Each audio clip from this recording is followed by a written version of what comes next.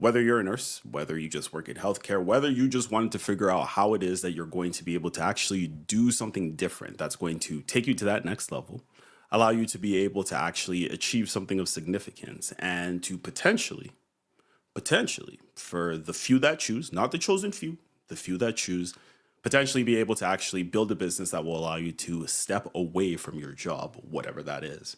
For those of you who are meeting me for the first time, my name's Timmy. I am a nurse consultant, a agency owner, and a clinical informatics analyst that is very passionate about using your nursing knowledge to be able to create the life of your design. When I say life of your design, really what I mean by that is the ability to do what you want, when you want, for whatever reason you want, with whomever you want. Which one did I miss? Whenever, however you want, however you want. And that has been an obsession of mine for many, many years. Because ultimately speaking, the one thing that I know more than anything else is that at the end of your days, it's not going to be the amount of money that you made. It's not going to be the time that you spent at work that's going to make a difference. The only thing that you're going to be thinking about at that last moment, those last few moments before you take your last breath, is, did I live a life that was true to who I was? And I hope that all of us will be able to answer in the affirmative. But that depends on what we do today, tomorrow, the day after, and really just comes down to whether or not we're going to choose to be one of the few who choose. And that's really what I wanted to chat about today, is how it is that I went about creating a life of my design. Right now, I still do need a job, but not for much longer, by the grace of God, because ultimately speaking, what it is that I'm going to share with you guys today is something that has truly transformed my life and has started to transform the lives of those around me as well. And that's really the goal, because the beauty of being a nurse is that you are so good at putting others ahead of yourself. And understandably so. I mean, the profession demands it. Our lives in general demand it. My wife and I, we don't have kids yet, but we know that when that happens, that's going to demand it too. And more than anything else, I really just wanted to take this opportunity today to be able to walk through what life could look like for those who are willing to be one of the few who choose. So without further ado, let's go ahead and dive into the Bedside to Business Masterclass, which is going to be our framework for being able to generate that first 5K in your business using this specific framework. Now, more than anything else, really what I'm hoping you guys are going to get out of today is belief. To know that this can happen for you, to know that this is indeed possible, that I'm not just some unicorn that actually was able to achieve something that no one else can. Nope. I ain't anyone special. I promise you that. All I've done is made decisions, learned from those decisions, improved those decisions, and then acted quickly. The difference between those who are going to be successful after today and those who will not is shortening the time between idea and action. It really is that simple. Those who take action are the ones who win. There's no exceptions to that. If you don't take action, you ain't gonna win. So how is it that we're actually gonna be able to go ahead and generate that first 5K? Well, we're gonna get to that, but first, a little bit about me.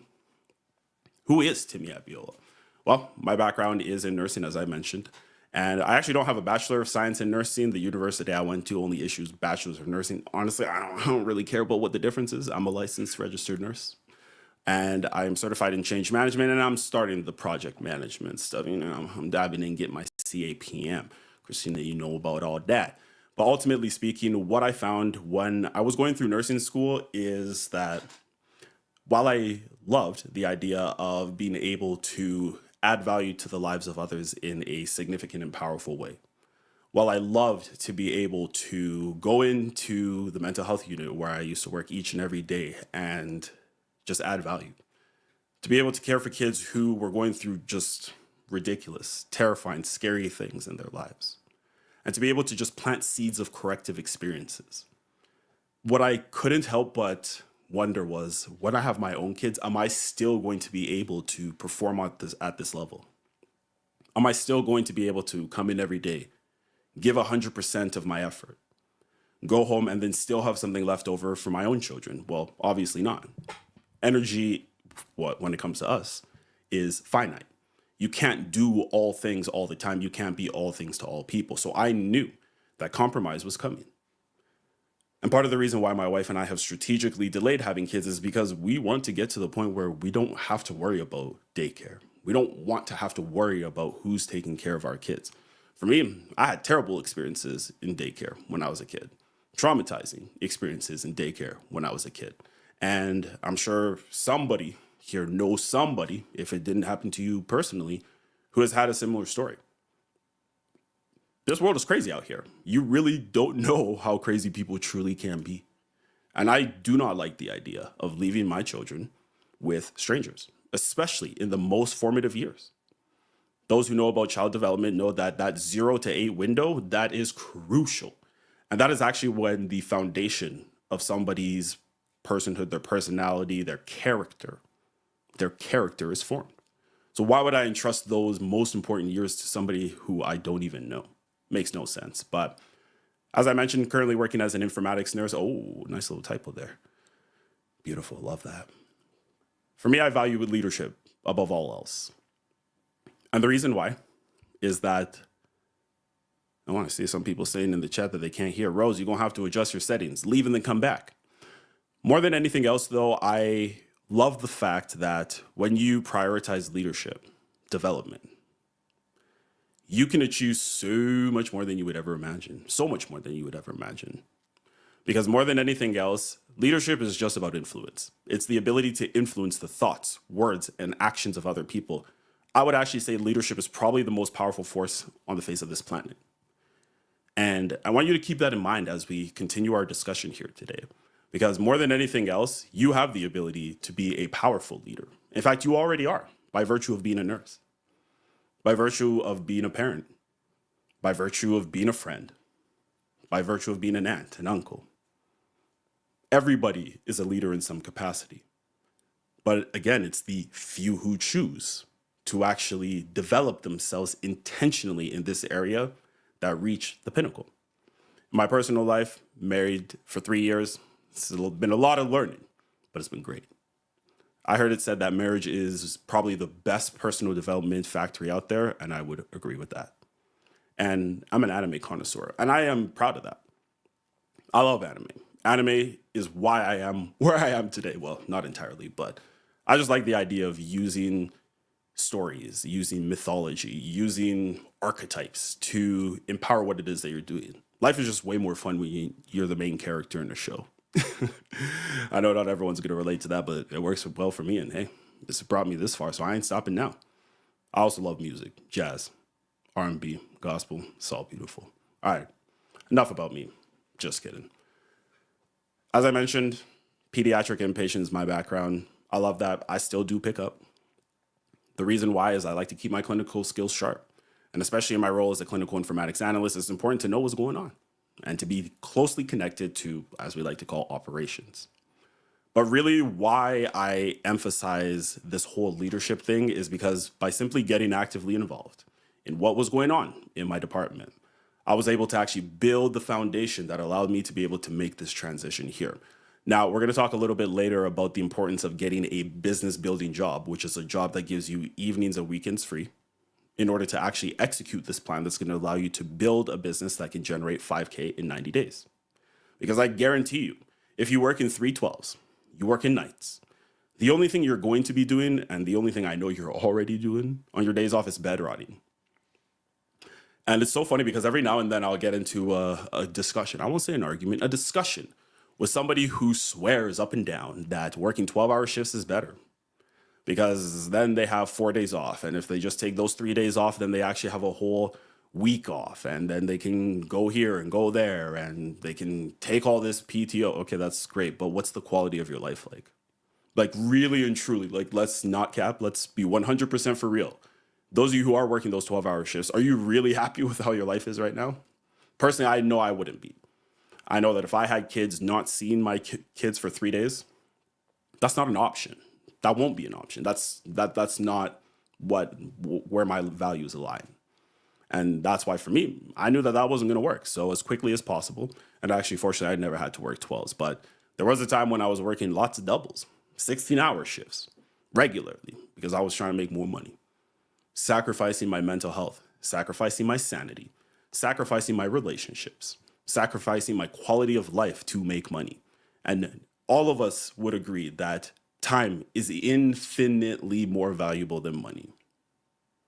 But how many of us actually put that into practice? Knowing and doing two entirely different things. And that's going to be a theme throughout today's discussion. When I made that transition to informatics, it happened because of everything that I listed here. Taking that time to just get involved, to leave my mark, to add value every possible way. Again, this theme of adding value is something that's going to come up a lot. And I will tell you that there are doors that will be open to you that you did not even know existed simply by being diligent, by prioritizing adding value, putting the interests of others ahead of your own in a way that makes sense and aligns with your values. Not so you're doing it out of spite, but that you're doing it out of your own abundance. So what I also really want to emphasize here is that if anybody here was under the illusion that you're going to be able to achieve this goal of 5K in 90 days without becoming a content creator of some type, you're tripping. You're tripping. And I wanted to just put this here at the beginning. We're going to revisit this a little bit later. But the reason why I want to emphasize this is the fact that you got to find some way to begin adding value before you are able to be paid for the value that you add. For myself, I started in 2017, bright-eyed and bushy-tailed. I invested into a YouTube course that, actually, here's a funny story. So one day, two of my buddies and I went out, night out on the town. It was a great time. As the night was concluding, we're like, man, you know what? We are hilarious. We are funny. We should start a YouTube channel. And this was back before it was widespread knowledge that our phones and Facebook and Instagram and TikTok wasn't really a thing back then. But before we found out that they were listening to everything that we saying. So the next morning, I wake up and the first thing that I see on my Facebook feed is an ad for this thing called Jump Cut Academy. It was like a YouTube course. And for anybody who remembers Simple Pickup, that's a throwback to like the early 2010s YouTube. Simple Pickup was this YouTube channel that was geared towards young men who wanted to learn how to actually be able to be effective in the dating game. And the guys who actually started this channel now had pivoted and were creating courses around how to actually create a successful YouTube channel. And I loved what it was that they were offering. It was my first time making a large investment like that. I think it was $1,300 Canadian. And at that time, that was a significant chunk for me. I wasn't making paper like I was back then. So that was a significant chunk. However, that investment is what completely transformed the trajectory of my life, but not right away. Why? Because of a lack of follow through. When I started my YouTube channel in 2017, because I spent literally 3 months studying this course, I was like, oh yeah, I've put in so much work. I've done all the modules. I've learned so many skills. I'm ready. And I know my YouTube channel is going to blow up. Nope. I remember the amount of time that I was spending creating videos that nobody was watching and how demoralizing that was. And back then I was quite weak-minded. I did not have the tenacity, the stamina, the understanding that you gotta sow before you're gonna reap. I didn't have that type of mentality back then. And so what did I do? I quit. And I just went back to whatever else I was doing back then. Can't even remember. And then something interesting happened. I had one YouTube video that was on how to do a mental status exam. Because, of course, I was working and still do work in pediatric mental health. And so I knew that this was like a key thing. And I put a lot of effort into it. I made sure that I added some creative skit elements to it and a little bit of acting to make it fun so people could really understand how it is that you needed to conduct these mental status exams. And over time, I just remember looking on my YouTube channel passively one day. And I was like, oh man, I got some views on here. This was probably like 2-3 years after I put this video. Yeah, it was 2019. And it was racking up views, like tens of thousands of views. And I was like, oh, okay, hold up. What is going on here? And as I started to kind of just pay a little bit more attention, I wasn't even posting anything yet.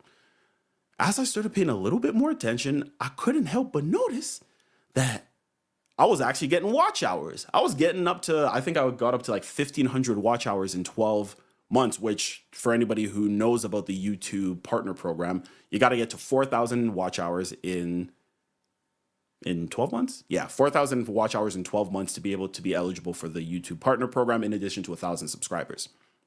So I was almost halfway there, and I hadn't done anything in 2 years. And at that point, I couldn't help but think, man, had I just stuck with it, it would have blown up. I see one comment here that I want to acknowledge, and is this going to be recorded? Or is this being recorded? Absolutely. Masvita, great to see you again, by the way. Yes, it is being recorded. And y'all will get access to it. But I couldn't help but think, had I simply stuck with it, what would have happened? I'm still wondering that to this day. Because honestly speaking, YouTube is one of the best platforms to be on because it allows you to build trust at a rapid pace because of the amount of content you can have on there, the length of the content you can have on there. Ain't nobody watching 10-minute videos on TikTok, 20-minute videos on TikTok. Nobody's doing that. But on YouTube, someone just put you on the TV and just have you going. I then started a podcast with a colleague of mine, one of my best friends to this day. One of those people that you're like, yo, God definitely brought this person to my life. Uriel, shout out to you, my brother. And it was transformational. It was transformational. It helped me understand the power of one's voice. It also helped me understand the power of intentional collaboration. And because of that, that's where I started understanding that it actually doesn't take much to be extraordinary. And this is all coming to a head, I promise. What I learned is that I think it's 1% of podcasts make it past 40 episodes. We just made it past 42, but we're in the top 1%. And I was like, wow, that's crazy. All it took was a little bit of follow through, a little bit of consistency. And it transformed my perspective of what it meant to create an impact. Started posting on TikTok, just kind of being haphazard at first, posting about nursing content or nursing student content here, posting about why I would never allow my kids to go for a sleepover based on what I had seen on the mental health unit, talking about just random stuff. Then one day I made a video about my work in informatics and it blew up. And I was like, okay. We cooking. We got something here. And then I decided that I was actually in fall of 2023. And I was like, all right, let me actually dive into making informatics content my main thing. Switched the name of my channel or my page at the time. It was Timmy Nursing Informatics and blew up. I dominate the field of informatics on TikTok. And if you search up in nursing informatics, this is my video that's going to be the top liked because I put in the work to get there. Then I started going to Instagram afterwards. And I honestly was literally just reposting the videos. And as y'all can see, we doing pretty well for not putting too much intentionality. Why does this all matter? This matters because when you are shifting to entrepreneurship or consulting, you need to have a way to find clients. You're going to need to find a way to find clients. And the best way to be able to do that is creating content. And that's why I really wanted to start off with that, like be under no illusions here. To apply the agency development framework, which I'm going to share with you, you do need to be willing to create content. It doesn't have to be video though. It could be LinkedIn. It could be a blog. It could be YouTube videos. It could be long form. It could be short form. Pick your poison and be consistent, but we'll come back to that. The consultancy agency framework is what I have used this last little while to be able to get to the point where I made $70K in my first year of business. It wasn't even a full year though. I started my business officially in the beginning of January 2024. Didn't really know what I was doing. The first offer I ever sold was in November, before November 2023, and it was $89 a month for somebody to be able to meet with me once a month for 1 hour or twice for 30 minutes. Anybody who has worked with me recently, who has had a one-to-one with me recently or a high-level strategy, you know what the investment is for that is significantly higher, because back then I didn't understand my worth. This is a very important point. If y'all are taking notes, make sure you star this one.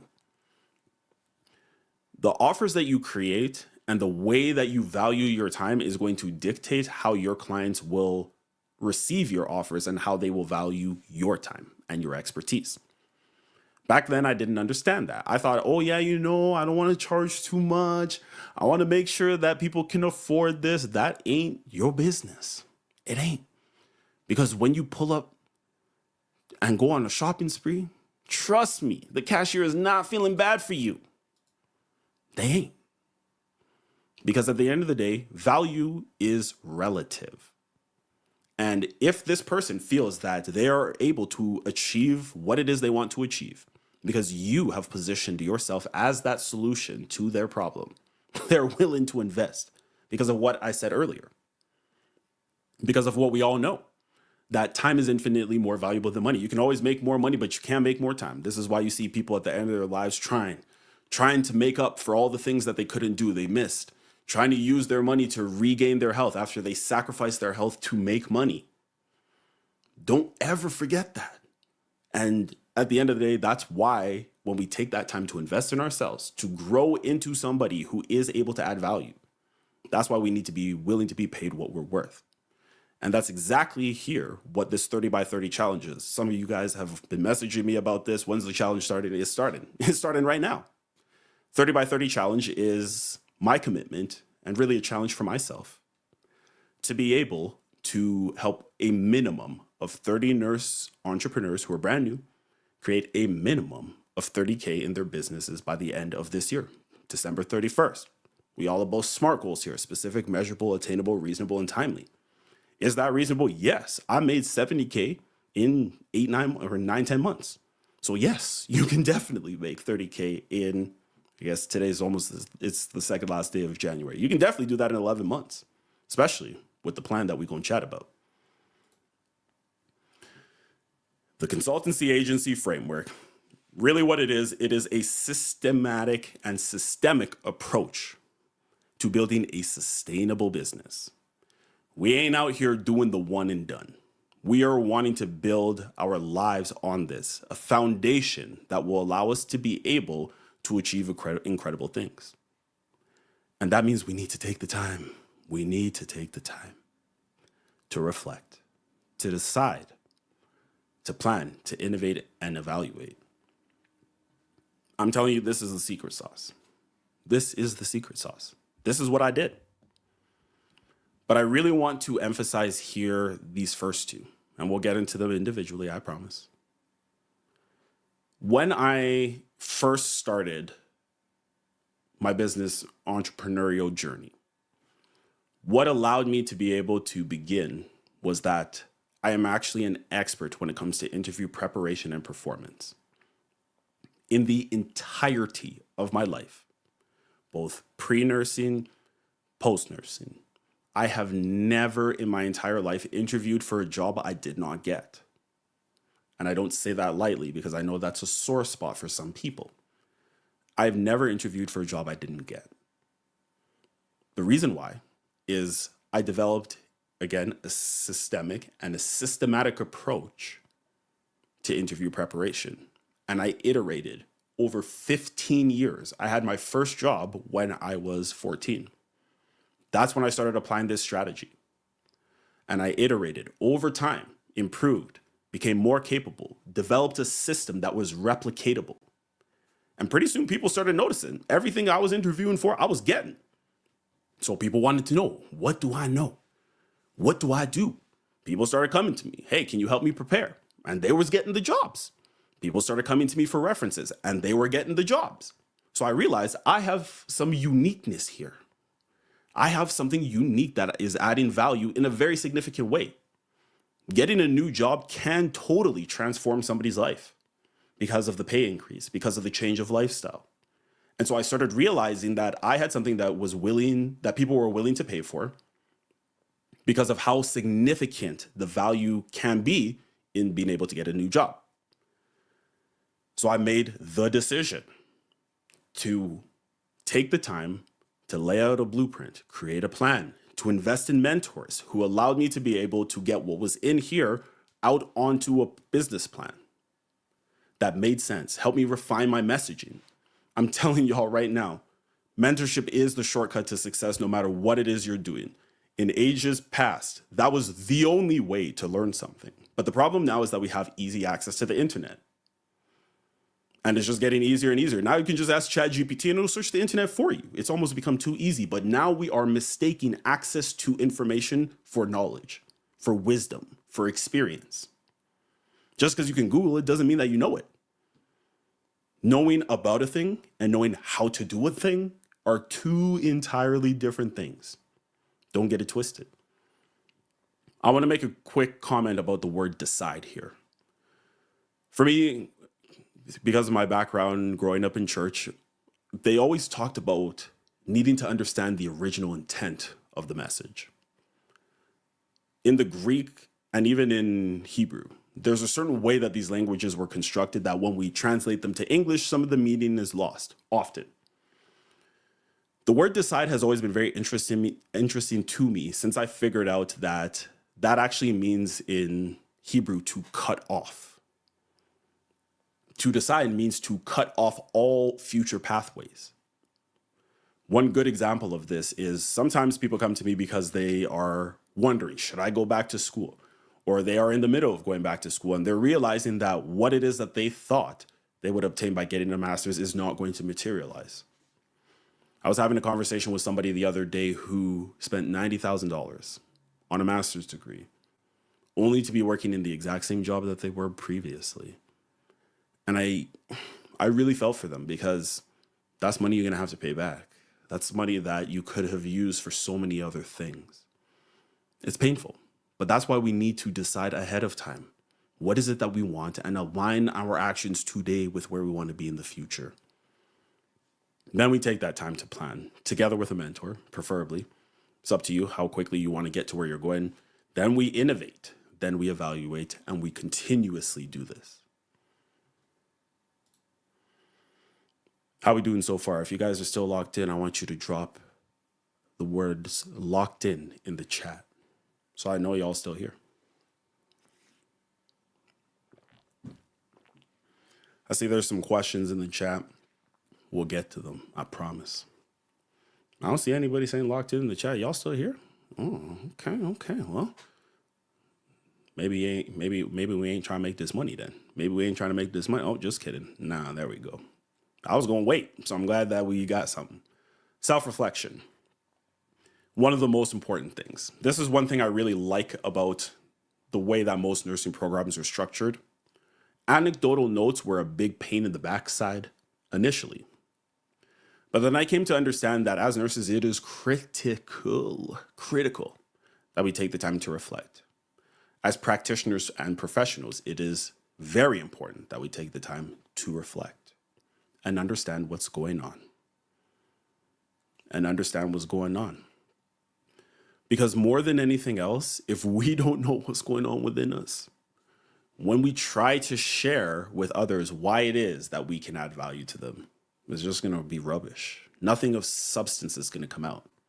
We need to make sure that we are right on the inside and that we have complete clarity in ourselves about what we're trying to do and why. What is it that has motivated you to become a nurse in the first place? I'll be honest. For me, the only reason I went into nursing was because I wanted an easy way to pay back my student loans. And when I say easy, I mean you make a good amount of money right from graduation as a nurse compared to other fields. Originally, I wanted to do psychology. But the problem was that if you go into psychology, especially at the university where I was going to go, you actually have to get accepted into the master's program right from the jump because a bachelor's in psychology is useless.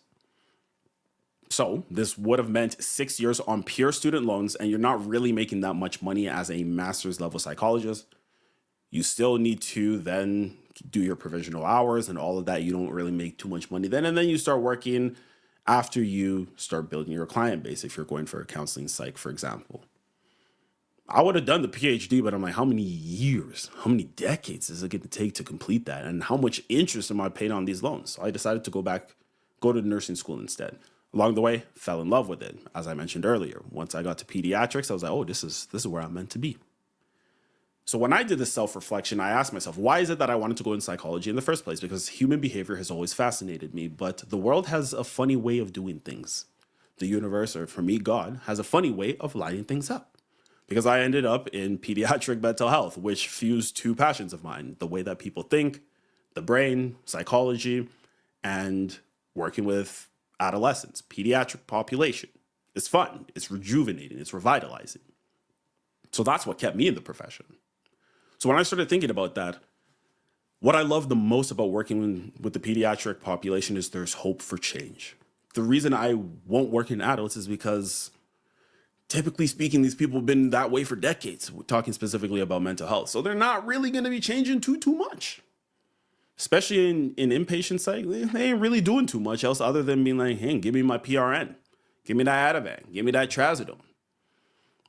It just wasn't for me. There's just not as much hope. I really, really find so much fulfillment in just sharing information, providing support that actually allows somebody to change their life. So that's what kept me in the profession. That's what kept me fulfilled. I talked earlier about unique strengths. I literally built my business on a foundation of helping people get jobs. That's what eventually led to the $70K I made last year, which again, isn't tons. I ain't retiring from my job on $70K. No, I need to be making more than that. Gotta have that 6 months of income in the bank, or rather 6 months of expenses in the bank and no debt. But we well on our way there because of recognizing my strengths. Being very diligent in understanding the impact that I'm able to have and how I want the world around me to be shaped by what I can do and who I am. By taking the time to think about what the life that I want to live looks like. Have you ever asked yourself, what does the life that I want to live look like? And I'm not talking about what does the career I want to build look like. I'm talking about what does the life that you want to live look like? How do you want to spend your time? If I were to challenge you to say what it is that 10 years from now, you hope you'd be able to tell me about how you spend your time, the impact that you're having, and what your values are, would you be able to do it? Most people, when I ask that question, they struggle because they've never even thought about what the life that they want to live looks like. They've never even considered it because nobody's ever asked them. So I'm asking you today, what does the life that you want to live look like? And is what you are doing today lining up with that? For me personally, as I said earlier, I ain't trying to be in a situation where I have to be sending my kids to daycare. That's $500 a week, I've heard, in some places. I hear there's some subsidies and stuff, but that's crazy. That money, if you were to invest that in an exchange-traded fund, an ETF, you'd be a millionaire in 20, 25 years just by letting the money compound over time. That's not a change or an exchange that I'm willing to make. As I mentioned earlier, freedom, agency, that is my top priority. Which is why for me, when I used to work on the mental health unit regularly, the thing I hated the most was working with patients who are on constant observation because I can't be free. I have always had an issue with being restricted in my choices. I place the top priority on options, flexibility, freedom. Like I said earlier, what I want, when I want, however I want, with whomever I want, for whatever reason I want. That is my definition of success. And so that is why I am pursuing what I'm pursuing now. A job will never give me that. I'm very grateful for the work I do. Very grateful for my ability to use my mind to create an impact throughout an entire portfolio. I'm very, very grateful for that. And I would never take that for granted. But what I do know is that once my wife and I have kids, there's nothing that is going to be more important to me than being present for my family. Nothing. No amount of money, no amount of impact at work, no amount of working with directors and executive directors and having my name be broadcast throughout my organization, that does not matter. Never will that matter in the long term. Sure, it's great to boost my ego, to make me feel like, oh, wow, the work I'm putting in is really making a difference. And that is very important. It's very important because there are many, many, many people who never, ever see the impact of the work they're doing. And that would be depressing. But taking that time to think about this is crucial. I like 5-year visions. What does the life that you want to live 5 years from now look like? Define what your entrepreneurial purpose is going to be. Clearly articulate it. Write it down. The reason that I am so specific about writing things down is your mind is not something that can be trusted, generally speaking. When you write something down and your brain sees that in your handwriting, it tells you that you felt that this was important enough that you should not forget. So I encourage you to write these things down. Don't just have it up here. The mind is fickle. When you write it down, it becomes real.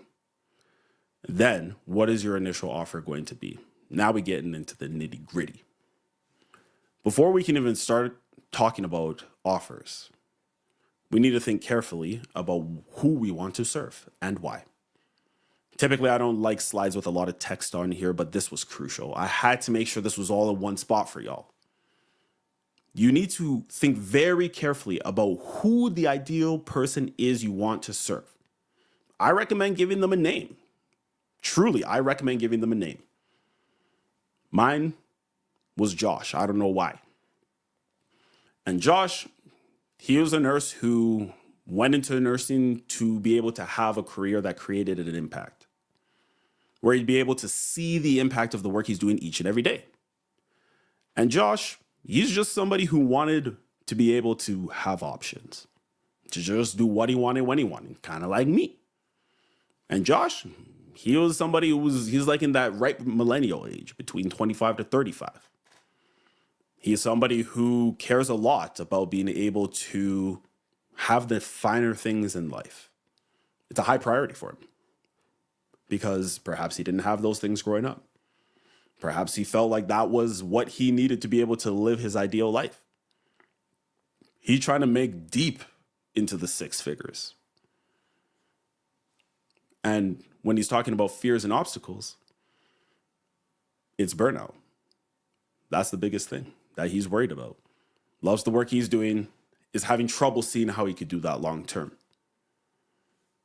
Wants to be able to have a good understanding of how to use his unique skills to be able to create an impact. Sounds exactly like me, right?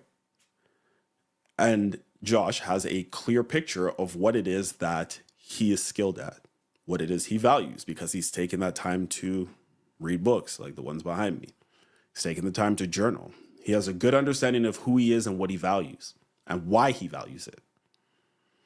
Take the time to flesh this out fully, because when you create content, this is who you're creating content for. It's not, hey, you guys. It's, hey, you. You speak specifically to that individual, because you will be shocked at how many people will be like, I literally feel like you were speaking directly to me. I can't count the number of times I've had DMs, comments, people just running into me in person now, which is crazy. For the first time ever, I had somebody come up to me at a restaurant to be like, hey, are you Timmy? I feel like I follow you on TikTok. It was insane to me because I'm like, what are the chances? But the reason why that can happen is because I'm not just some random person on the internet, or I strive not to be anyways. I strive to be somebody that is real, that is relatable. And this is how I achieved it, by writing out and clearly delineating who my ideal client avatar was, down to the name, and speaking to them every time that I turned on the camera, every time I put out a piece of content.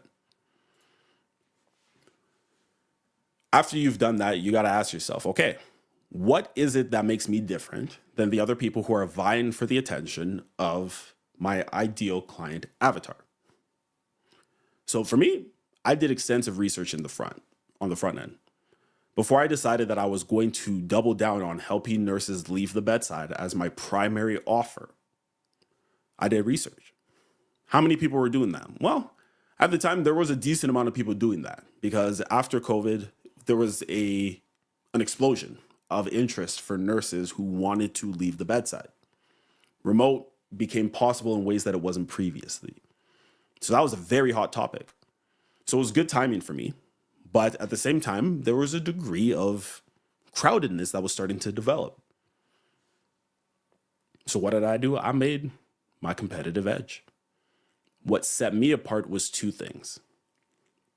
Number one was my track record. The fact that not only had I used the strategies that I was going to share with them in this offer for myself, dozens, literally dozens of other people have benefited from this same strategy. But furthermore, I niched down even more. It wasn't just to move from one job to another. It wasn't just to get into a remote position. I focused specifically on informatics, which, yeah, there were some people talking about informatics on TikTok at that time. The one guy who had the handle nursing informatics, he wasn't posting much. Sure, he had the name, but he wasn't posting much. And so I was able to take advantage of that. I was able to swipe up the market share. And I'm glad I did. But you got to do your research. Figure out what makes you different. Deliver something better, faster, or cheaper. I'm not really a cheaper person, better or faster. Cheaper does work too, but I'm better or faster. And then you start to build trust. The reason I spend so much time talking about content creation on the front end is this is how you're going to build trust. It's so interesting to me when I get on sales calls with people and they're like shocked that I am the same in my content that I am when they're interacting with me. Same with that guy who found me in person. He was like, wow, like it's crazy that you're you. And I'm like, yeah, I'm not putting on a persona or an act when I create content because I'm trying to talk to somebody specifically, right? So I need to be me for that to resonate. That's how you're going to build trust, consistency. When they see that you are the same, whether they find you on YouTube, on TikTok, on Instagram, on LinkedIn, in person, consistency is how trust is built. Because it's actually been said, and they've done a lot of research on this, that in order to move somebody from a consumer of your content to a paying customer, it requires 11 touch points from 7 different sources. So what does that mean? Maybe on LinkedIn, they might encounter a comment of yours. They might see a post. They might see a short form video on LinkedIn or on Instagram or on TikTok. They might see a short on YouTube. They might watch a long form video. They might watch some of your regular videos on TikTok or Instagram. I have seen that is definitely true. Some people, though, when I get on to calls with them, they're like, oh, yeah, I've been following you for 6 months. I've been watching your videos for 6 months, but I just commented for the first time last week. And I'm like, that's crazy. You never know the impact that you're having. That's why I love content creation. It's powerful. But it builds trust, allows you to be able to generate your authority, and then give something that people can anchor to. When you show up consistently, it builds trust. Then we get to develop our first offer. That's where we start getting excited, right? More than anything else, it is very important that we have a structure to do that. Because the biggest mistake that people be making in the beginning, they trying to offer this, trying to offer that, trying to be everything to all people. While it is important as an entrepreneur to be able to adjust on the fly, to provide a customized solution that's going to meet exactly what this individual needs, as opposed to trying to shoehorn them into one of your existing ways of serving people, you got to be really clear on what your objectives are, which is why we spent this whole first part of this masterclass talking about why it is that we're doing what we're doing. When you do, though, you take that time to define what the 2 objectives are. So for me, in the beginning, when I was still doing primarily the helping people leave bedside nursing, my 2 objectives were this: to help people gain the experience needed to become a highly qualified candidate for their desired role. And secondly, to be able to present themselves as that highly qualified candidate to the managers hiring into those positions. You have to be able to articulate this exceptionally clearly. Confused people do not buy. So you need to be clear on this. Develop your pillars. Your pillars are essentially your 3 or 4 core things that you do every time to provide support, to fulfill your offer. In my case, it was my resume and cover letter refresh, my interview mastery module, And then initially it was the networking piece that I would do for people. Then I would have a fourth pillar when I started going specifically into informatics, which was the enlightened informatics process, which is a theory, a framework that I created as to how informatics work is done and how it is used to solve contemporary nursing issues, right? And so having complete clarity on that is important. Names are very important. You got to have a kick-ass name. You have to. Because if it doesn't sound cool, if it doesn't sound like it's going to be transformational, they ain't buying. They ain't buying. And so my first offer was called the Career Transition Accelerator, because that's what we're trying to do. We're trying to accelerate how quickly we're going to transition. Simple, but effective. Develop your deliverables. The reason why this is crucially important, again, is because confused buyers don't buy, but also because you need to make sure that both you and the person that you're going to serve are exceptionally clear on what it's going to look like to be able to work together in that capacity. Things go wrong when money is involved, when business is being done. And in the event that there's a disagreement, somebody doesn't follow through on either end, there needs to be complete clarity as to what it was that was expected. So you, as the business owner, are the one who's in charge of that. We got to be using client agreements every time. If you're a business owner here already and you are not using client agreements, you are exposing yourself to litigation and risk. Do not make that mistake. Your deliverables need to be in your client agreement. And then you need to be very diligent about how you are going to fulfill that offer. I have conversations with people all the time who are like, yeah, I've been burned before. I had somebody who said they wanted to mentor me, and it actually didn't work. They said they were going to be there to support me, provide step-by-step guidance, but they weren't. That is how people destroy their brands, but that's how people destroy others as well. And as nurses, that is not something that we can tolerate, consider, that we can be part of. We are meant to build people up. We are meant to build people up. So whether intentionally or unintentionally, we cannot fail on the fulfillment. People have placed their trust in us, and we need to take that seriously and to hold that sacred. So you got to deliver. But you also got to learn how to sell, because if ain't nobody buying, then you ain't never going to have to worry about delivering. Sales is something that a lot of nurses struggle with, because they're like, oh, I'm not trying to be convincing people. That seems kind of uncomfortable. I don't know how to do it. If you've never had a sales job, then yeah, that might seem tricky, might seem daunted. The way that I approach it, what I teach is the art of enlightened rapport and wielding your enlightened authority.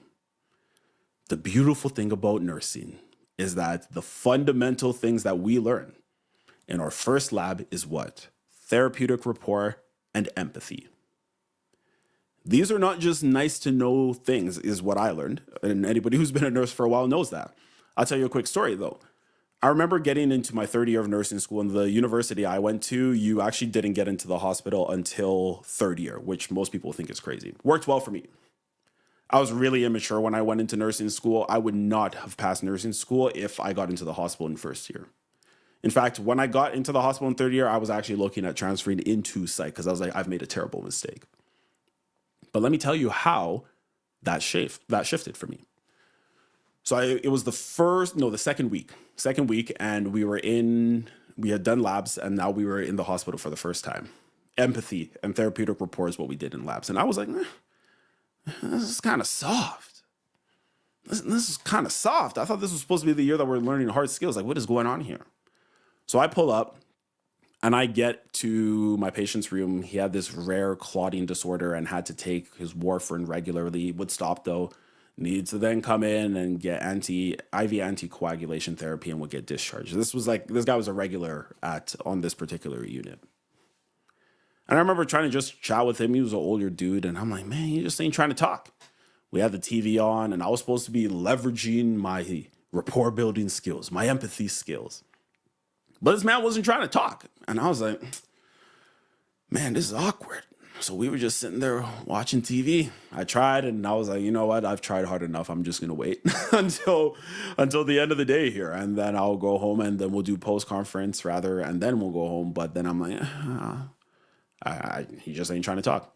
My instructor comes in. We'll never forget this woman's name, Heather Conradson. She transformed my life in this one moment.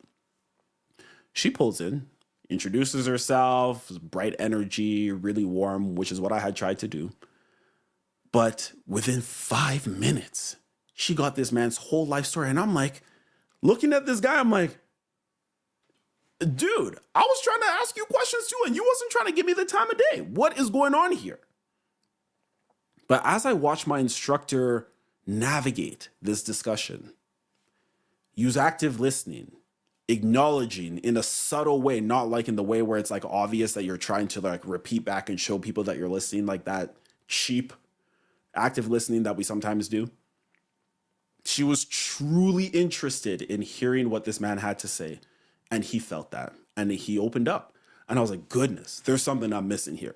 Clearly, this fluff, there's something to that. Because I'm like, I considered myself a pretty good talker, a people person. But there was something I was missing. And that's when I came to understand that empathy is not a joke. Empathy is the very core of what we do as nurses. And it's at the very core of sales. For me, growing up professionally in the world of child and adolescent mental health, attachment theory is everything. For anybody who's not familiar with attachment theory, there's several tenets of it, but the basis is that the attachments that we form with our primary caregivers, which most times will be our parents, is the blueprint for how we will form attachments with everybody else in our lives going forward. Whether that's personal relationships, romantic relationships, platonic relationships, friendships, professional relationships, you name it. So what sets apart the enlightened rapport and the enlightened sales process is that we are leveraging nursing, the skills that we've developed as nurses, to be able to do this work. Active listening, empathy, that is what builds trust. Creates an environment where vulnerability can happen. When somebody is willing to say, I really, really need this, but I can't afford it. I see the value, but the price is not something that works for me. That's when you can then come in with the enlightened authority and ask permission to speak into somebody's life and to be able to do so in a way that it will be well received, where honesty begets more honesty, vulnerability begets vulnerability, and we can get to the root of what's going on. Why people hate sales is the objection handling. When someone says, I need to talk to my spouse. I need to think about it. I'm not ready. Price is too expensive. Those are all smoke screens, because the fact of the matter is this person probably watched your content for a long time, responded to a call to action.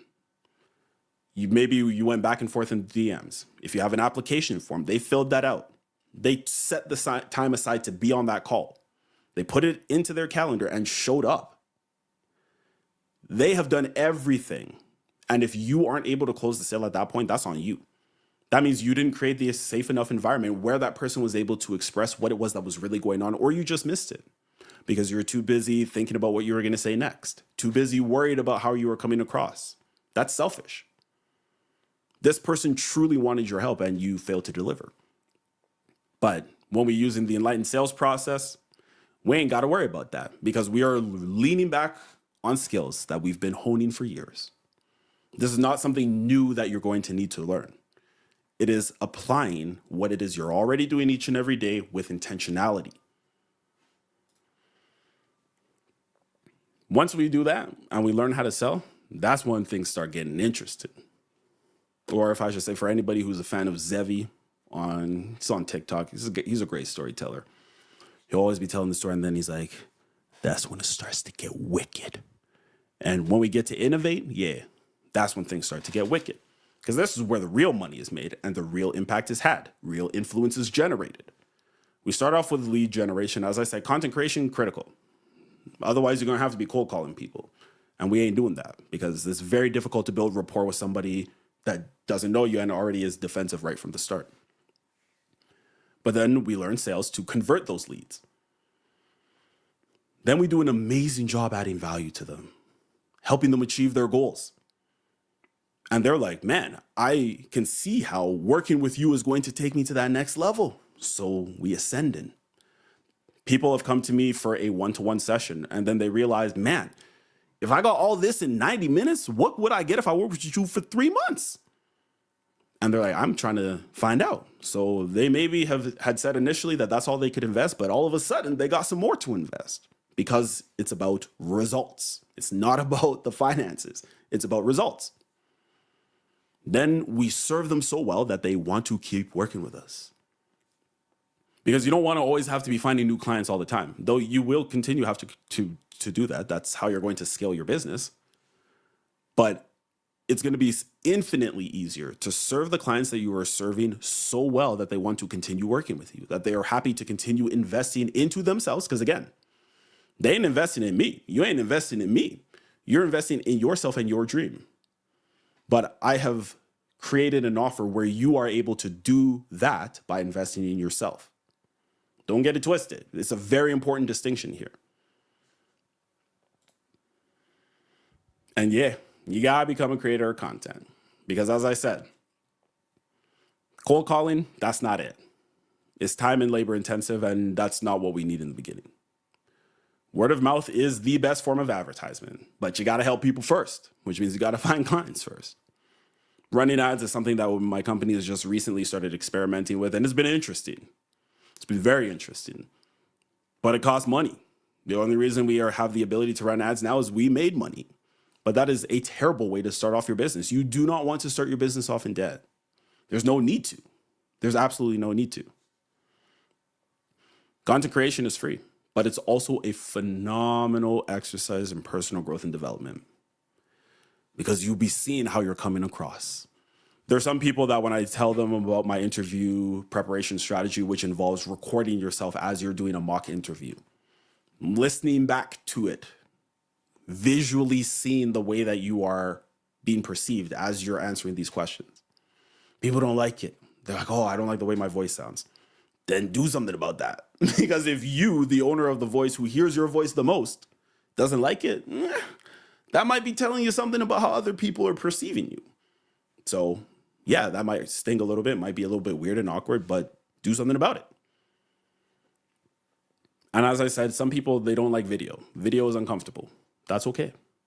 Pick LinkedIn, start a blog, just be consistent, whatever it is. That's when we start to innovate because we've built a foundation. So now we can explore other options. The most important thing, as I keep coming back to, is results. And when you are sharing with somebody, the results you're able to help them achieve, the results you've achieved for others, the results you've achieved for yourself. We really want to be able to add value in a way that makes the offer that we are sharing with them irresistible. If somebody is able to invest $1,500 and get $3,000 worth of value, 100% it's a no-brainer.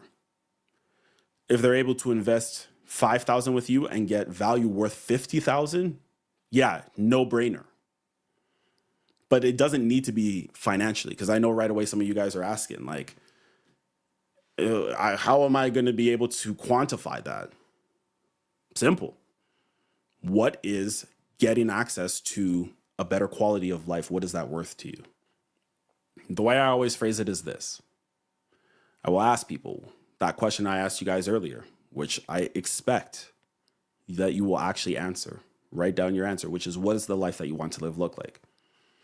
And people, when they take the time to think about that, they'll oftentimes talk about having freedom and flexibility, spending time with their loved ones on their terms, having the ability to just wake up when they're done sleeping, as opposed to when their alarm goes off, having choice in how, where, what, when, why. And then I ask them, what sort of value would you place on being able to achieve that lifestyle?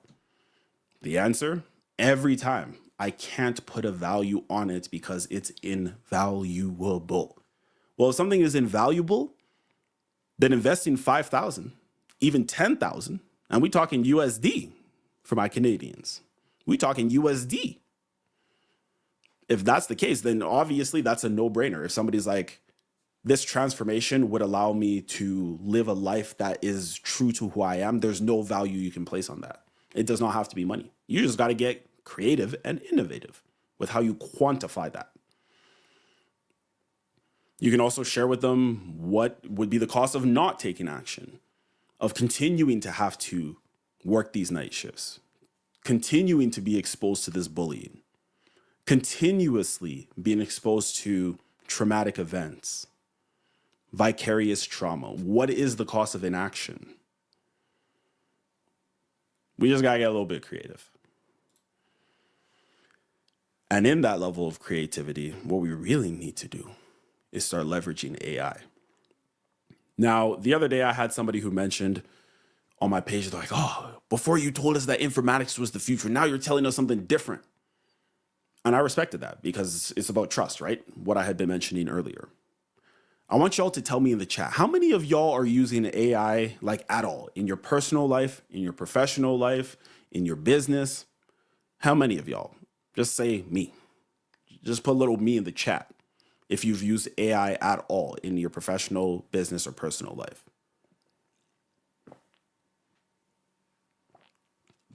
And if you're feeling real brave, tell me how. Trust me, I'm going to do the same after. Nancy, nope. Christina, nope. Oh yeah, Christina, we were talking about that the other day. Okay, I got to see a few people. Priscilla, I see you. Elijah, I see you. Sekinat, I see you. Baby Sola, I see you. This is something that y'all need to stop sleeping on, okay? Creativity is something that is a commodity. It's a hot commodity right now because if you can think it, you can achieve it with AI. I'm going to prove it to y'all right now. One of the things my company recently released that some of you, especially if you were part of the Book More Interviews Challenge, if I've worked with you one-to-one, you already know about this. I built, something happened with the lighting behind here. Oh, we good. I built the world's first nursing AI interview coach. And her name is Autumn. And Autumn is better than all of us on this call, including me at interviewing. How do I know that? Because every time that I'm working with Autumn, showing somebody how to use Autumn, and I'm just giving what I consider to be a top tier answer, the type of answer that people will be like, whew, that was fire. Every time Autumn got something to tell me, and I'm gonna prove it to y'all right now. I developed this tool because there was a lot of people who wanted to work with me one-to-one, but couldn't. Whether it was timing, whether it was just they had too much going on, whether it was finances. And I'm like, you know what? I want to be able to help more people. And I want to be able to help people in a way that doesn't require me to always be there. So I got creative. I started doing some research, realized that AI was well capable now of doing this. So this is Autumn.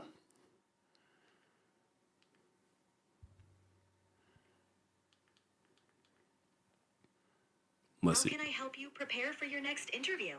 Hey, Autumn, I'm in the middle of doing a masterclass and I honestly just want to show you off. And how we're going to do this is I want you to give me a very difficult question that would be appropriate for a clinical informatics analyst interview. Absolutely. I'd be happy to help with that. Here's a challenging question suitable for a clinical informatics analyst interview. Can you describe a situation where you had to bridge the gap between clinical needs and IT capabilities? How did you ensure that the solution met both clinical and technical requirements effectively? Take your time to think about your response. A few years ago, when I was supporting the transition from Sunrise Clinical Manager to Epic at one particular site, it came out that we were missing a huge piece of documentation, which is what we call the required documentation report. And as I dug into this, I realized that IT had actually failed to implement this particular part of the workflow, and that this was now causing us to miss a lot of documentation that was very, very important, especially around admissions. In this situation, I realized that I needed to expedite a resolution and ensure that we had access to this as quickly as possible so that patients wouldn't be impacted and things wouldn't be missed, and that the admissions could progress as they needed to. What I did is I started by submitting a ticket, but very quickly started compiling compiling, what's the word I'm looking for? Compiling information and literature, there we go, around how it was that these pieces, specifically around doing searches when it came to mental health patients being admitted, why this was a crucial part of maintaining safety in our milieu and in our environment. And I also enlisted the help of the nurse clinician and the educator at that particular site to expedite the collection of this literature.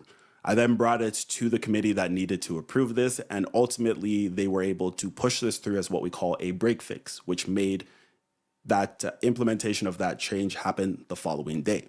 As a result of this, we were able to capture everything that we needed to for our patients that were being admitted. We were no longer missing those required pieces of documentation.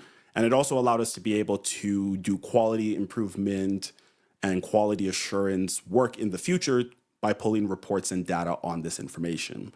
The skills that I used in this particular situation were evidence-based practice, advocacy, as well as initiative. And these are skills that will continue to serve me well throughout my nursing career. Thank you for sharing that detailed response. You highlighted a critical moment where you demonstrated strong problem solving and collaboration skills. Here are 2 strengths and 2 areas for improvement. Strengths: proactive problem solving. You took initiative to identify the missing documentation and quickly sought solutions, showing your ability to act swiftly in critical situations. 2, collaboration advocacy. You effectively collaborated with clinical staff and advocated for the necessary changes, emphasizing patient safety. Areas for improvement: clarifying communication. Although you described the situation well, providing more specific details about the steps you took to engage stakeholders could strengthen your response. Measuring impact. Discussing how you measured the outcomes and continuously monitored the solution would demonstrate a focus on long-term improvements and quality assurance. Overall, you showcase strong competencies in bridging clinical and IT requirements effectively. Keep building on these skills, and you'll continue to excel in clinical informatics. So be honest, when y'all heard me give that answer, what would you rate it out of 10? Those of y'all who know about the STARS method especially, I want y'all to put, how would you have rated my initial answer out of 10? And be honest, like if you heard me say this in an interview, or if somebody was giving that sort of interview answer, or when you compare what you would have said or how you would have approached it, what would you rate it? Be honest. If it was trash, let me know. 8. Nancy says 8. Cam. I like that, Nancy. You must be good at interviewing. Nancy, the only one who's going to rate it? Come on, y'all. 9. Adrian, nice. Okay. Yeah. Elijah, 9. Yeah, it's pretty good. It's pretty good. I just pulled that out my backside. Yeah, I tripped up, I stumbled a little bit. But yeah, it was a good answer. But Autumn took it to the next level. Because exactly that. It is so important to give those details. I was just like, yeah, I did this and I did that. And it sounded good. It sounded real good. And it followed the STARS format perfectly. But to take it to the next level, Autumn caught exactly what it was that I was missing and provided me with that feedback.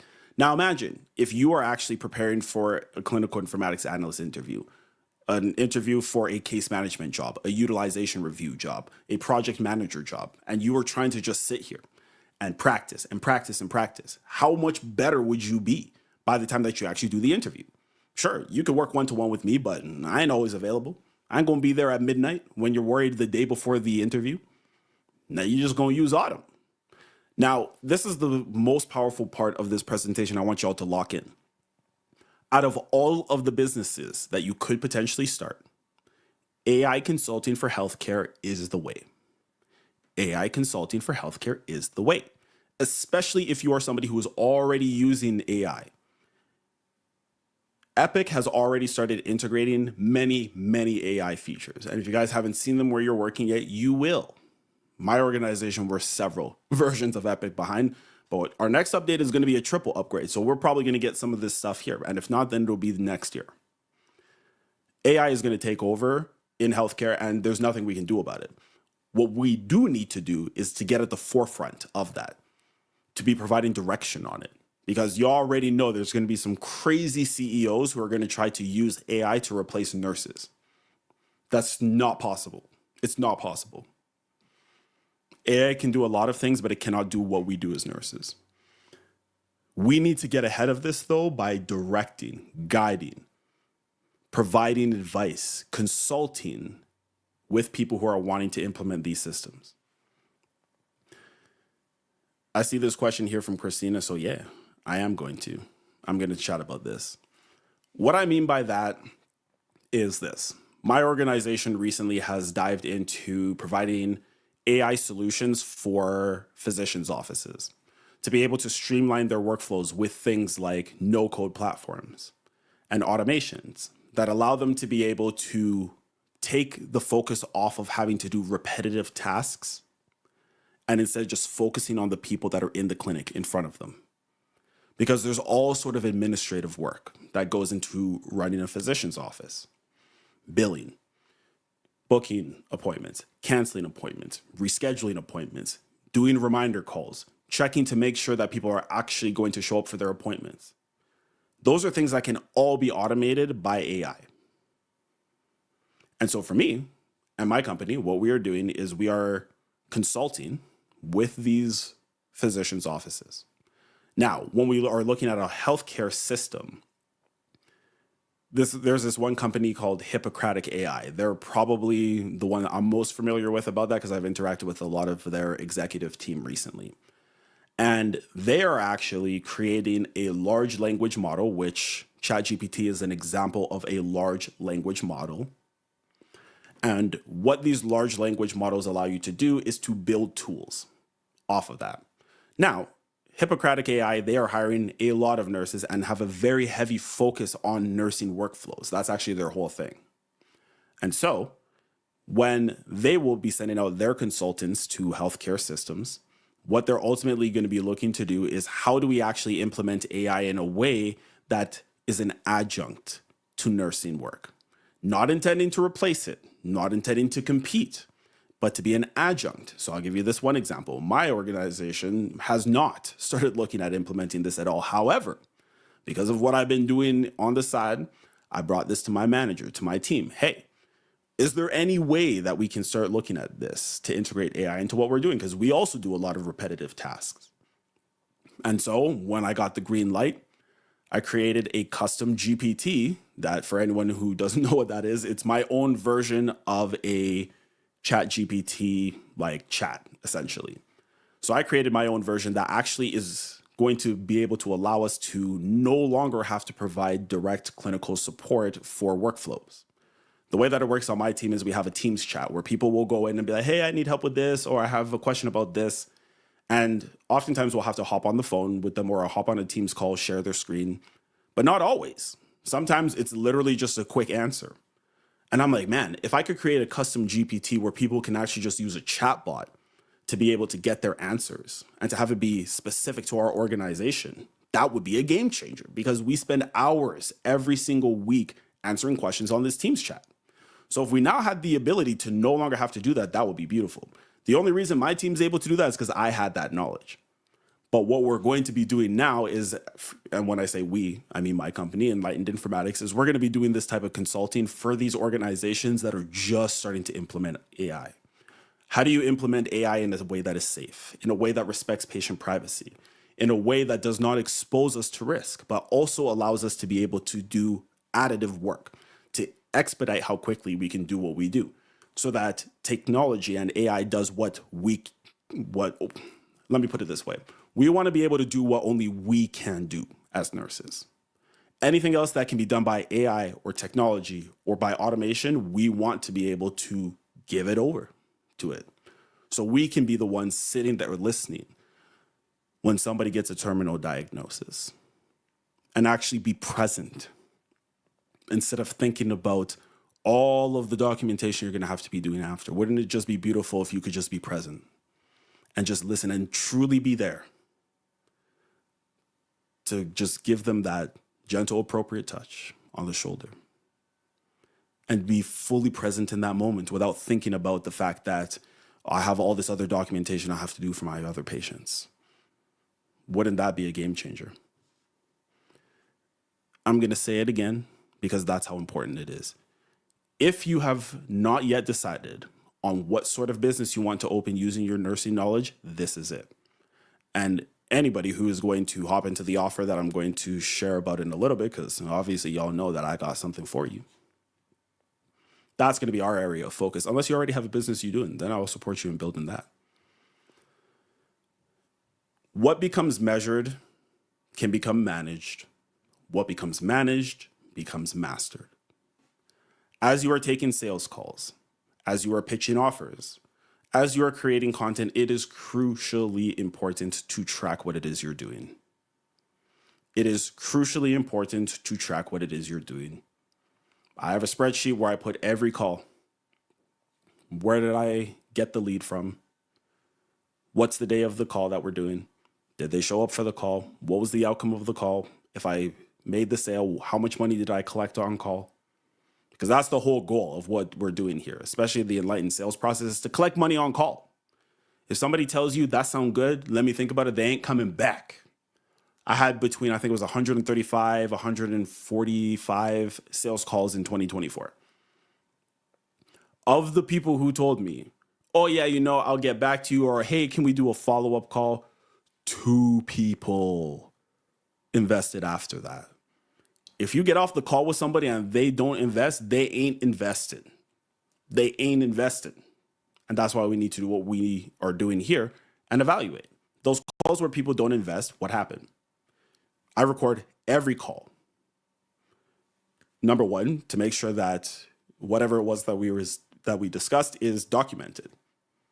That should not be a fear of yours. I've had some sales calls where people are trying to pitch me and they're not recording the call. And that is suspicious to me. I'm like, what? You're not trying to have evidence of what you pitched? The other value is you can go back and rewatch. Better yet, if you have a mentor, a sales coach, they can tell you this was the moment that you lost the call. This was the moment that you failed to acknowledge the obstacle that then became an objection after you price dropped. This was the moment where somebody shares something vulnerably with you, and instead of sitting with that and acknowledging that and how painful that was, to just be a human, you were going to the next question in your script. And this was the moment that you lost trust. All the trust you built through your foundations of doing the content, showing up consistently. This was the moment that all of that went down the toilet. You have to evaluate. You have to take that time to understand what it is that you're doing. What becomes measured becomes managed. What becomes managed can become mastered. And this is where mentorship, guidance, coaching is a game changer, because we don't know what we don't know. We are also the least capable people of knowing what we're truly capable of. We want to be very, very diligent in terms of assessing the quality of the leads. If everybody that you're getting on calls with is like, oh, I can't afford it. Oh, that sounds too expensive. Oh, that's not what I need. Then you need to look at the content that you're creating. It's not their fault. It's your fault. You're the business owner. You have to take ownership. That's what it means to be an entrepreneur. There's no supervisor, no charge nurse, no manager. You need to be 100% accountable to yourself and the outcomes in your business. If you don't like the quality of the leads, that's on you. Take a look at the content you're creating. What words are you using? What are your headlines saying? What is your hook, the first 2 seconds or first 2 to 5 seconds? What are you saying in there? Are you using words like cheap, simple, easy, shortcut? Or are you using language that lets people know that this is an exclusive opportunity to work with you, that there's something of value, something unique that you're offering? I want to wrap up this part with talking about the laws of stratospheric success. I wish I came up with this. I didn't. It's from a book called The Go-Giver by Bob Burg and David Mann. And these principles have truly transformed my life, and they did so years before I started my business. These are 5 laws that talk about how it is that you can attain holistic success on the highest level that is sustainable and lasts. There are so many people that do ridiculous things to make money. We've heard about people selling feet pics. We've heard about people scamming people, crypto scams, pyramid schemes, like legit pyramid schemes. I'm not talking multi-level marketing because that is a legitimate form of business. Whether or not y'all want to admit it or not, it is a legitimate form of business because every business requires addition of personnel to grow. I'm not talking about that. I'm talking about actual Ponzi schemes. I'm talking about, again, I'm not here to judge, but OnlyFans. People be making bank on OnlyFans, selling feet pics. That's crazy. There's that guy, that kid Ryan, he has like a YouTube channel with like millions and millions of followers just doing toy reviews. I love that type of stuff. And ultimately speaking, he's been very successful. Oh, let's see. Is anyone else not here? And I see Adrian had mentioned here that he can't hear me talking anymore. Anyone else? Is that just Adrian? Let me know in the chat if y'all can still hear. All right, I'm going to keep going until someone else says. Adrian, maybe dip out and come back. More than anything else, these laws here are universally applicable. It's not just going to be in your business. Thank you guys for letting me know you can still hear. It's not just going to be in your business. This applies in your career as well. Because while we're building up our business, we still need to be excellent in our career. I know that I was talking about how I ain't gonna need a job pretty soon, but at the same time, I need to continue adding top tier value in the meantime. And it's important that we take the time to implement these things in as many places as possible. How you do one thing is how you have a tendency to do everything. And if you can adapt these laws, the idea of the law of value, that your true worth is determined by how much more you give in value than you take in payment, that's huge. That's how I got to the point where my director was willing to create a brand new position for me in collaboration with my current manager and my previous manager, to create a brand new position for me that didn't exist on the team that I'm on now. There were no nursing informatics positions on my team before I joined. They created one because of the value I added. Law of influence. Your influence is determined by how abundantly you place others' interests ahead of your own. I got to practice this a lot as a nurse. Honestly, I was not a very empathetic person at all. I wasn't. And it was terrible. It was a big deficit in my character, but nursing forced me to do that, to learn that. The law of compensation. Your income is determined by how many people you serve and how well you serve them. This is why doctors make so much more bank than nurses. Nurses are on the floor doing the hands work, the task-based work. But we have 3, 4, 5, 6, hopefully not 7, 8 patients, but some places you might. You ain't gonna have more than 8 patients. On a ward of 30, 40, 50 beds, you might have 5 patients that you're responsible for. If you're the charge nurse, yeah, you're responsible for all of them, technically. But that physician is the sole person responsible for everybody there. If there's one. Where I work, we typically have multiple psychiatrists. But those psychiatrists, they got clinic. They got private practice. They got their own thing going on. They're serving so many people, impacting so many people. This is why they make more money. This is the same reason why entertainers, sports people, professional athletes, entertainers, this is why they make what they do, is because we place a high premium as a society on entertainment, on distraction. And so these people are providing a huge amount of value to a huge amount of people. That is why they get paid what they do. Whether or not you think it's fair, it doesn't matter. The law of compensation ain't gonna lie. The law of authenticity, the most valuable gift you have to offer is yourself. And this is where nursing entrepreneurship really takes off. You don't have to be anything other than who you truly are to be able to do this successfully. And we need to always remember to be open to receiving. When we pitch, when we tell our price, when we price drop, tell them it's $5,000, $10,000, $15,000, $20,000 to work with us to achieve this. We need to be able to take ownership over that and to not be squeamish, not be weird, not be awkward, to say it and be silent. Like we've done this 100,000 times. Because we've done all the work. We've added value. We've been there. We've been present, consistent. We've shown up. We've disciplined ourselves to do the work, to reflect, to think carefully about who we want to serve, why we want to serve them, to create offers that are going to add value, to help people achieve goals that can transform their lives. We deserve to receive after all of that work. And being open to that is the only way that this is all going to work out. So implementing this framework, this is your guys' homework coming at it today. Reflect carefully on your skills, passions, and goals. Be strategic in developing your offers and who it is you want to serve. Think about how you're going to leverage technology. Take that time to think carefully about how you're going to evaluate the progress you're making. It's all about taking action. It's all about taking action. Everything you've heard here today is meaningless if you don't take action. So apply the framework, enjoy the journey, bloom where you're planted. Don't resent the opportunities that you've been presented with. It's very important to remember to be thankful for the things you have today that you once prayed for. But at the same time, we also need to remember that we can do more. We have the ability to be more. We have the ability to serve more. But that's all contingent on taking action. So what's next? That's up to y'all.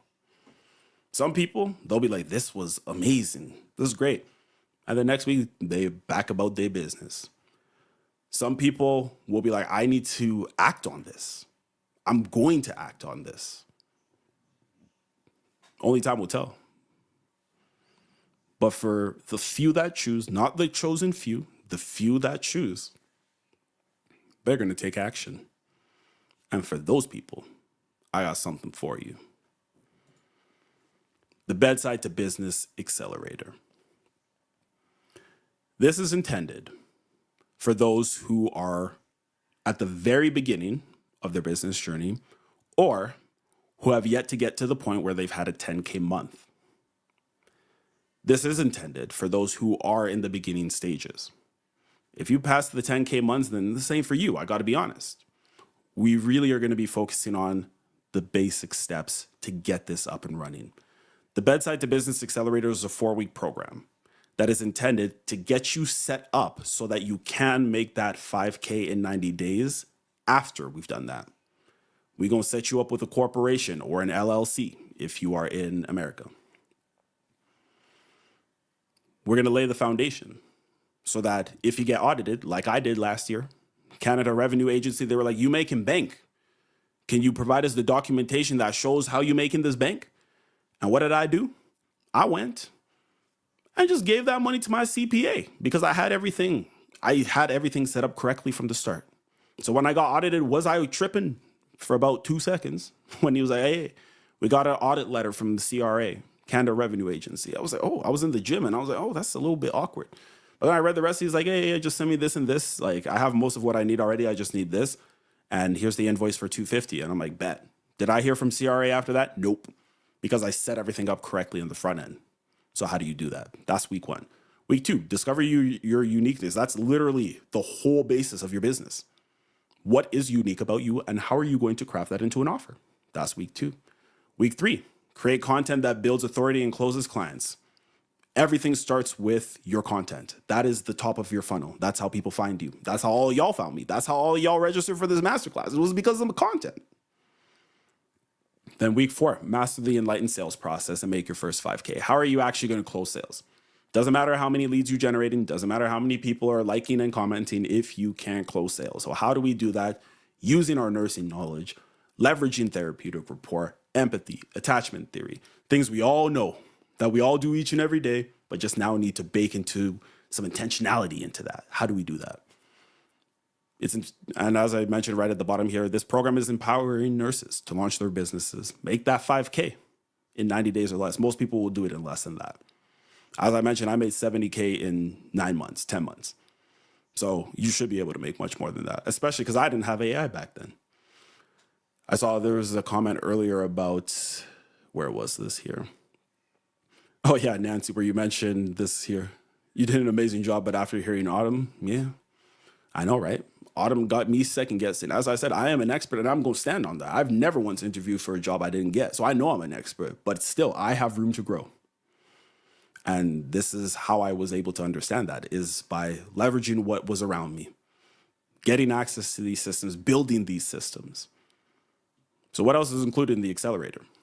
We're going to do a one-to-one coaching session. It's very important. While this is a group program, we're going to still meet one-to-one. We need to figure out what is your uniqueness, and that's what we're going to do is lay out the plan right at the start so that we can get going, hit the ground running. You get access to the Bedside to Business course, which is on my app that I have built, which all of y'all have access to. Everybody who registered for this masterclass, who's on this masterclass, you have access to my app. It's called the Enlightened Academy. How many of y'all know somebody who made an app? Drop it in the chat there. Tell me, do you know somebody who made an app? I personally don't know anybody who's created an app. What about y'all? You know anybody who made an app? Because I don't. Let me know. Let me know in the comments.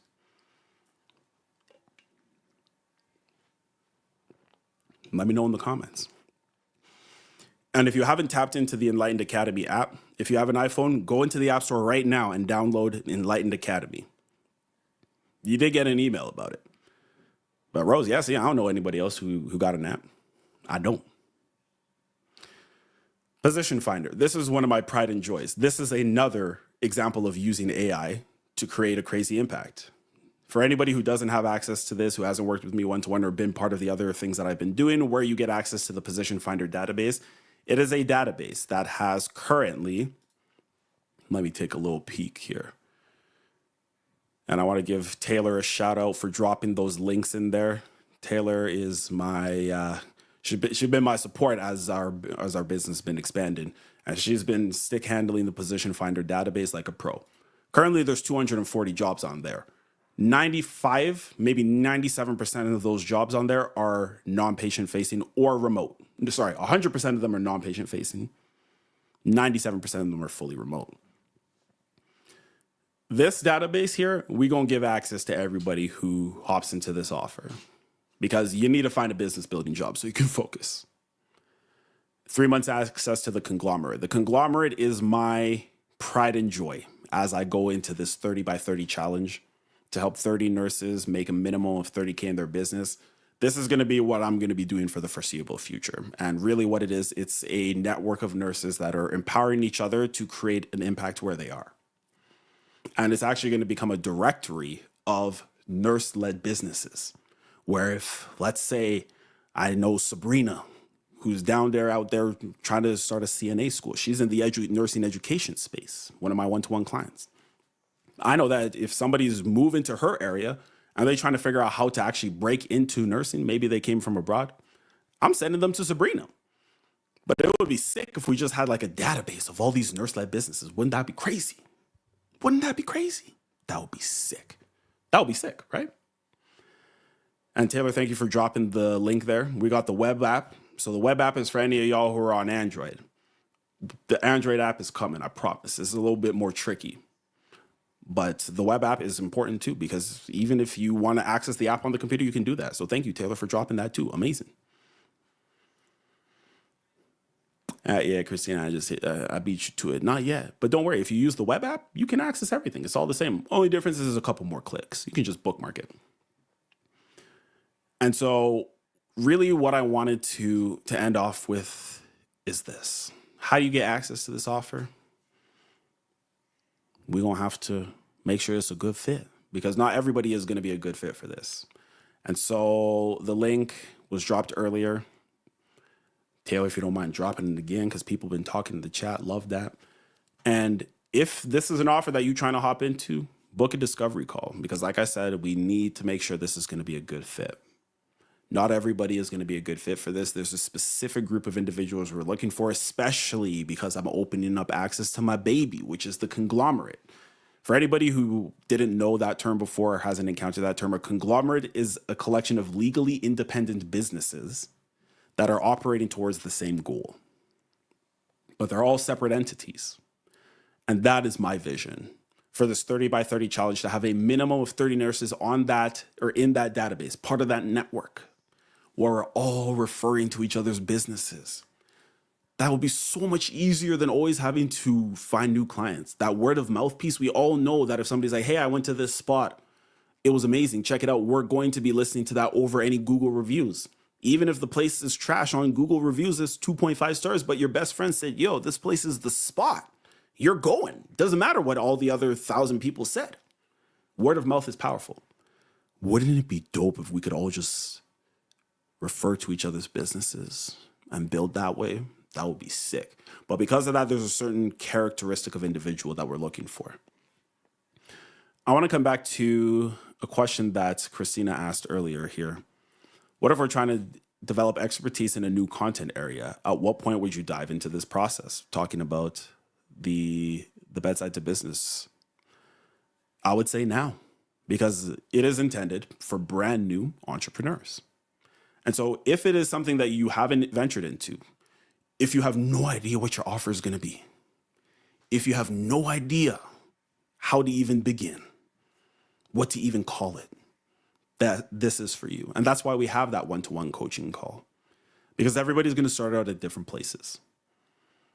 And so we got to have that so we can make sure that we're all uniform as we move together.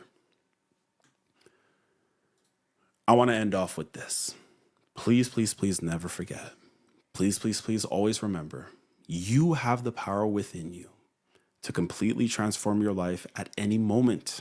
At any moment. It actually only takes one moment to make a decision to cut off the other options and to impact the lives of everybody around you. There are lives that you are meant to impact in a way no one else will ever be able to. And I truly mean that. And I hope that you guys are taking that responsibility seriously. As nurses, we know this. But as business owners, the impact we can have is exponentially larger. You can't provide care to a patient that you're not on the phone with, that you're not directly in contact with. But you can share an idea, a thought, a course, a video that can transform somebody's life on the other side of the globe. Somebody else's deliverance can be on the other side of your obedience, your follow through to your dream, your passion, what it is that has been placed inside of you. But the only way you're going to be able to do that is if you take action. Otherwise, it's a moot point. For me, I know that there are people in my life that I have met simply because they kept pushing through. And that is why I'm chatting with y'all today.